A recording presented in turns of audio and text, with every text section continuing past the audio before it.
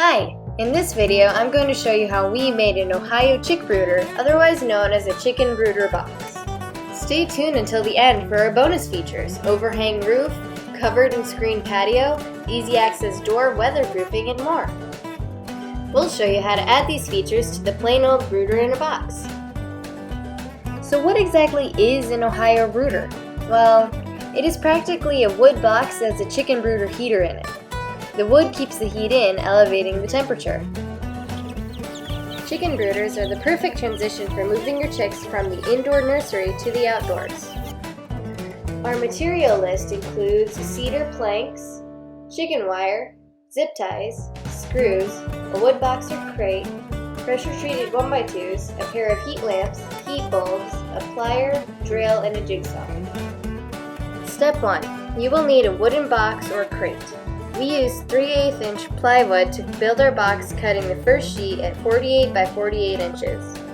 Then we cut 4 rectangles at 48 inches by 14 inches to make the 4 sides. Step 2. Cut the pressure-treated 1x2s into 4 lengths of 47 inch pieces and 4 lengths of 20 inches. Notice how the 47 inch 1x2s are staggered to give us the complete 48 inches. Step 3. Screw the 47 inch boards together to make a 48 inch square and screw the large sheet of plywood to it. Then stand the 14 inch sides up and screw them to the sides of the 1x2s to form the box. Step 4. Attach the 20 inch legs, which should stick up about 5 inches from the box so that when flipped the chicks can run in and out. Step 5. Drill holes to fit the brooder light cord into the base and support the cord on top with staples. So that's our box. We used it all last year and it worked, but we had some important issues that we need to share and also show you the important improvements we are making. This is our Ohio brooder that my mom made last year, and we encountered a lot of problems with it. We had chicken wire here, but the chicks had an ability to get out, and then our chickens were able to push their way in. Every time it got wet and it rained, the water would seep through the insulation into where we had our heat lamps, and the heat bulbs would just explode, which isn't good. And then our chickens started eating away at the insulation. So we're going to take this out of here and we're going to try to figure out a way so that none of these problems happen again. So we let this dry out because it was really wet. Now I'm going to put screws here because I have wood on the other side.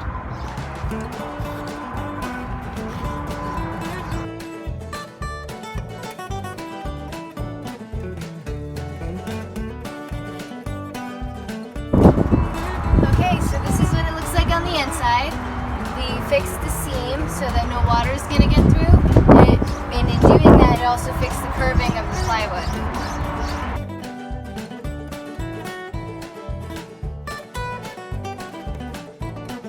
So I cut this piece of insulation to fit the size of the brooder, and I'm going to cut another one so that we have 2 layers of insulation. This insulation is Artec Platinum.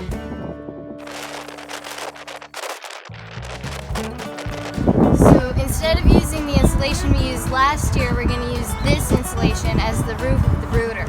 Last year we used foam insulation and our hens picked it apart. We're going to staple this 1 layer at a time.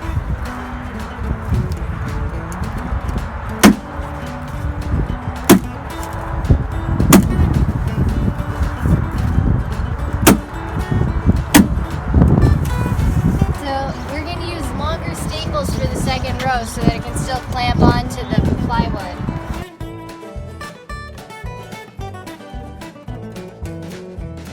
So to make sure that the water doesn't go into the insulation and into the heat lamp like it did last year, this year we're putting landscape plastic on top.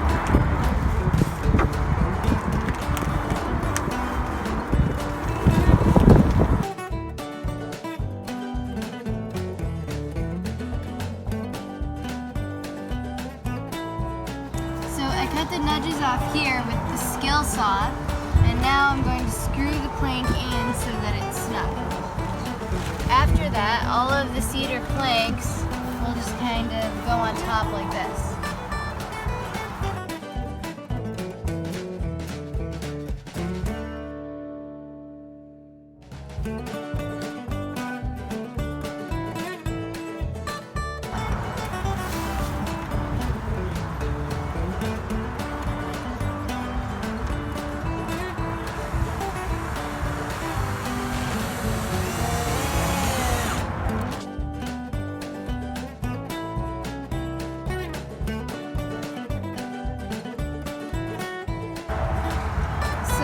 Screwed in all of the planks, and I cut a notch into the last one here and here so that we have room for the chicks to move around.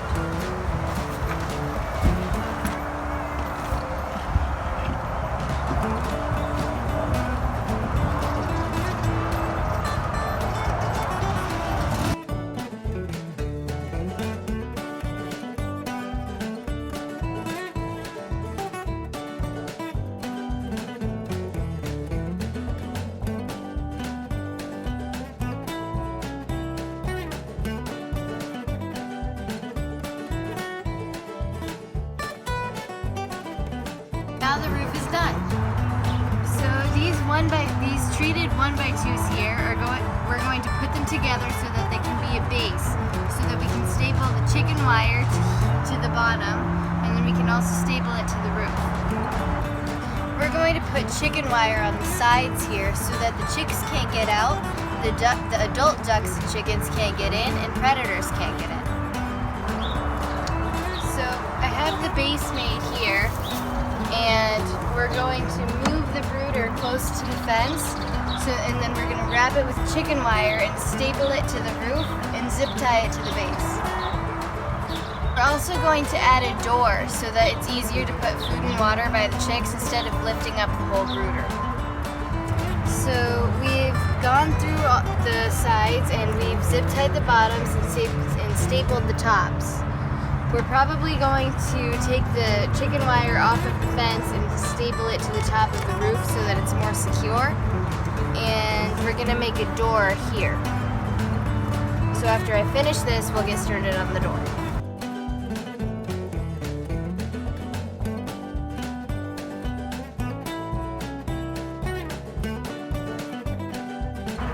So our brooder is done. We did fix the fence on the side,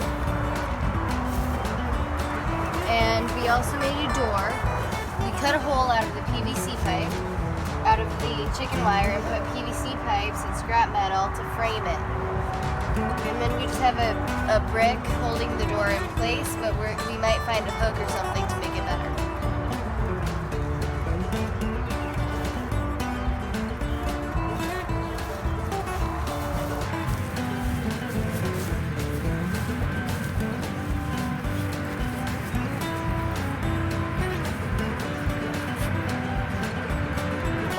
Okay, so our brooder is done, and I'm going to put the chicks in one at a time.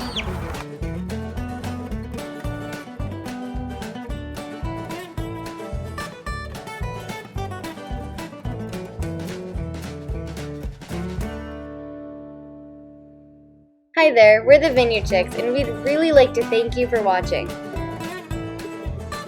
If you enjoyed this video, please click like. Go ahead, click it now. If you have any questions or comments, please leave them below. And don't forget to subscribe so you don't miss our next video. Thank you!